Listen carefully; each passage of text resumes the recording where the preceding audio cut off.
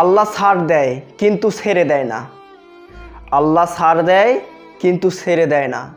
এই বৃদ্ধ লোকটার আহাজারি দেখলেন, তার কান্না দেখলেন, তিনি কি বলল আপনারা শুনলেন? আপনাদের কি কষ্ট লাগলো না? আপনাদের কি কলিজাটা কেঁপে উঠলো না?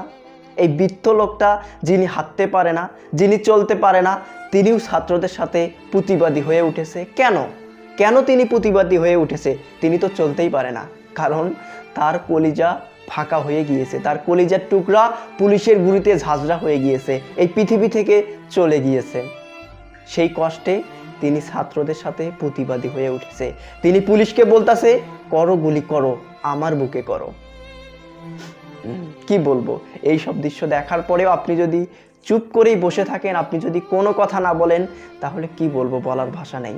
আপনিও ঠিক তখনই প্রতিবাদী হয়ে উঠবেন এই বৃদ্ধ মানুষটার মতো, যেদিন আপনারও কলিজা ফাঁকা হয়ে যাবে, আপনারও কলিজা হারিয়ে যাবে, সেদিন আপনিও ঠিক এই বৃদ্ধর মতোই প্রতিবাদী হয়ে উঠবেন।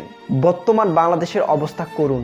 আমরা এইরকম বাংলাদেশ কখনোই চাই নাই, কখনো আশাও করি নাই আমাদের বাংলাদেশ এমন হবে।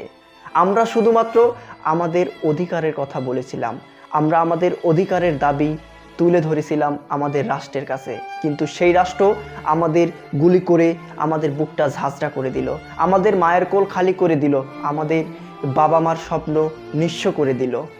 আমরা এই বাংলাদেশ চাই নাই। আমরা আমাদের স্বাধীন বাংলাদেশে আমরা আমাদের অধিকারের কথা বলেছিলাম, সেখানে আমাদের রক্ত দিতে হলো, আমাদের জীবন দিতে হলো। কি বলবো ভাই, বলার ভাষা নেই। প্রিয় বন্ধুরা, ভিডিওটি শেয়ার করে দিয়ে সকলের মাঝে ছড়িয়ে দেবেন, সকলকে দেখার সুযোগ করে দিবেন, এই আশাবাদ ব্যক্ত করে আজকের ভিডিও এখানেই শেষ করছি। সকলেই ভালো থাকবেন, সুস্থ থাকবেন। আসসালামু আলাইকুম।